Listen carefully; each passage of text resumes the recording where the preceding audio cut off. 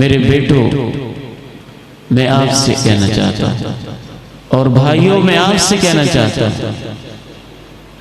گناہ اصل مسئلہ ہی نہیں ہے۔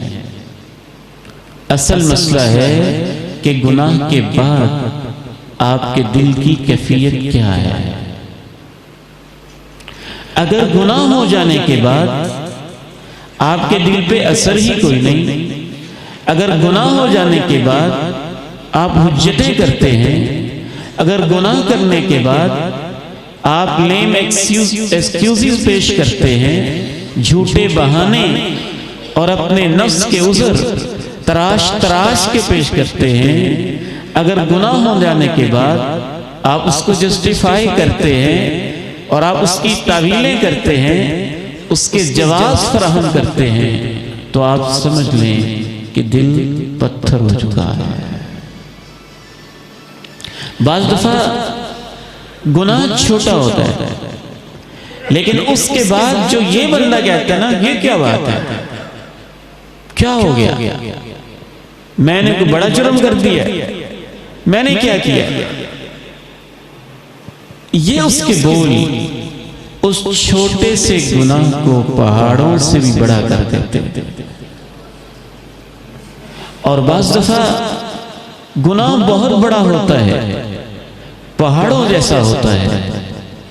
بہت بڑا ہوتا ہے، لیکن اس کے بعد اگر انسان کا دل ٹوٹا سا، بکھرا سا، آنکھیں بھیگی ہوئی، اور اس کا لہجہ نرم گداز، اور اس کی زبان پہ معافی اور استغفار کے الفاظ،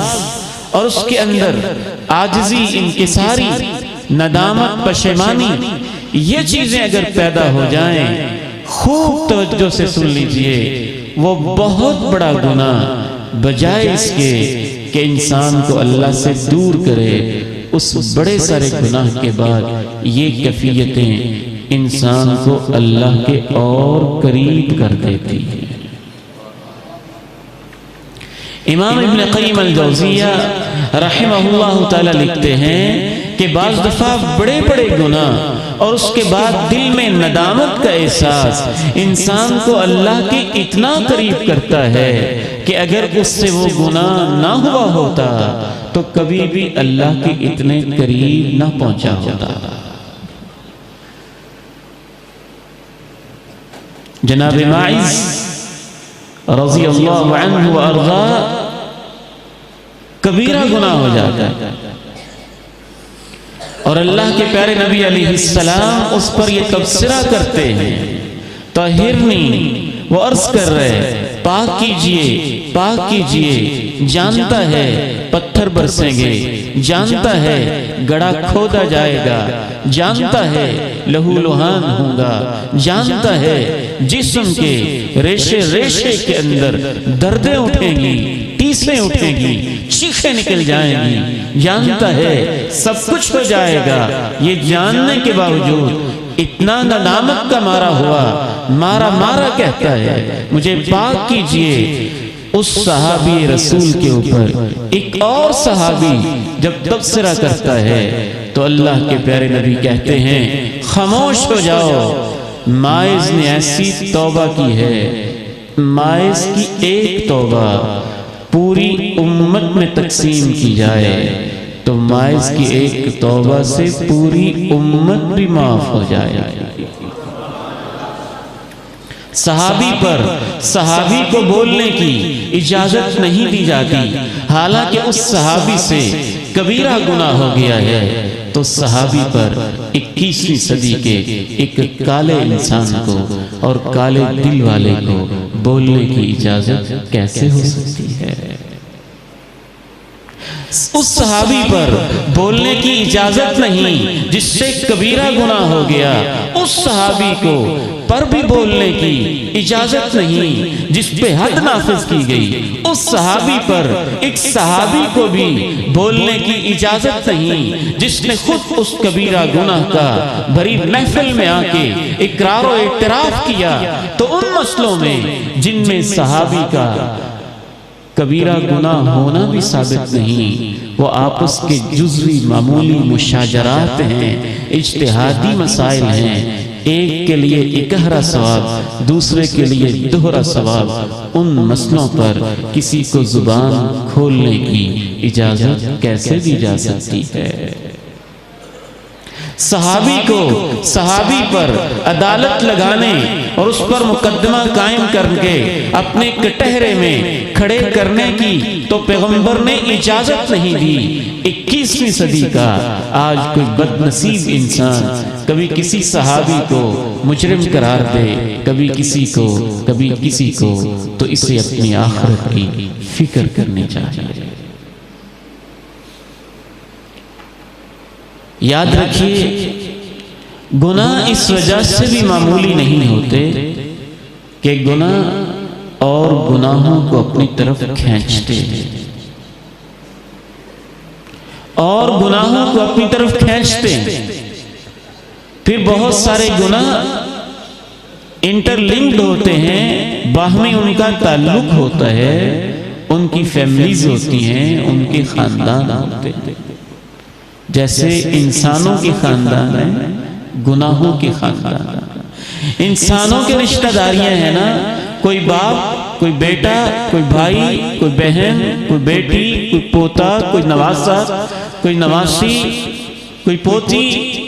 بے نہیں، ایسے ہی گناہوں کے بھی آپس میں بڑے گہرے رشتے ہوتے ہیں۔ جوئے پہ لگے گا تو شراب بھی پیے گا، شراب پیے گا تو زنا بھی کرے گا، زنا کرے گا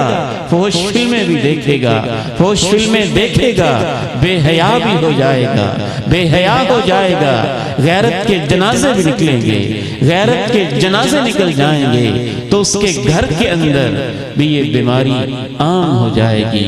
ایک گناہ کئی گناہوں کو اپنی طرف کھینچ لے گا۔ آپ درس قرآن میں شرکت کے لیے تشریف لائے، اس ایک نیکی نے آپ سے ڈھیروں ساری نیکیاں کروا دی، کیونکہ اس نیکی کے رشتے ہی ایسے تھے۔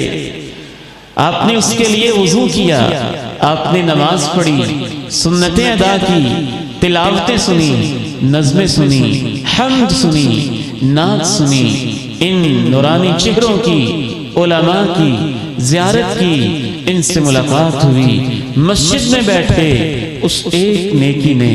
اتنی ساری نیکیاں اپنے ساتھ کھینچ لی۔ تو پہلی وجہ اللہ کی طرف نہ پلٹنے کی، توبہ پر برقرار نہ رہنے کی یا توبہ نہ کرنے کی، احتقار الذنوب، گناہوں کو حقیر سمجھنا اور ان کو معمولی سمجھنا۔ یاد رکھیے، گناہ معمولی نہیں ہوتے۔ انسان سے جب گناہ ہو جاتا ہے، یہ ایک مستقل موضوع ہے، اس کے اوپر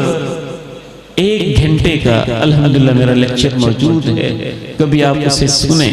انٹرنیٹ سے ڈاؤن لوڈ کر کے۔ گناہوں کے اثرات، اس کا خلاصہ عرض کر کے بات کو آگے بڑھاتا ہوں۔ گناہ اتنے گہرے اثر کرتے ہیں، دل پہ اثر کرتے ہیں، وجود پہ اثر کرتے ہیں، زمین پہ اثر کرتے ہیں، آسمان پہ اثر کرتے ہیں، دریاؤں پہ اثر کرتے ہیں، پتوں پہ اثر کرتے ہیں، درختوں کے پتوں پہ اثر کرتے ہیں، ریت کے ذروں پہ اثر کرتے ہیں، معیشت پہ اثر کرتے ہیں، معاشرت پہ اثر کرتے ہیں، سیاست پہ اثر کرتے ہیں، IR پہ اثر کرتے ہیں، انٹرنیشنل ریلیشنز پہ اثر کرتے ہیں، بین الاقوامی تعلقات پہ اثر کرتے ہیں۔ پیغمبر نے یہ سب کچھ دین کے اندر بتا دیا ہے۔ قوم لوط کو اگر برباد کیا جاتا ہے، پتھر برستے ہیں تو گناہوں کی وجہ سے، قوم عاد، قوم سمود کو چیخ چنگھاڑ زلزلوں کے ذریعے برباد کیا جاتا ہے تو گناہوں کی وجہ سے، قوم نوح پہ سمندر بپھر پڑتے ہیں تو گناہوں کی وجہ سے۔ دنیا میں جو کچھ بھی ہوتا ہے اس کے پیچھے ایک بنیادی وجہ انسانوں کے گناہ ہوتے ہیں۔ ظہر الفساد فی البر والبحر بما کسبت ایدی الناس لیذیقہم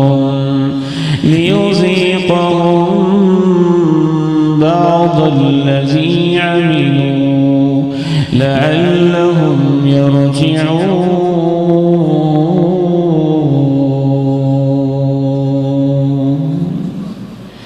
ولو يؤاخذ الله الناس بما كسبوا ما ترك على ظهرها من دابة وما أصابكم من مصيبة فبما كسبت أيديكم ويعفو عن كثير وما أنتم بمعجزين في الأرض وما لكم من دون الله من ولي ولا نصير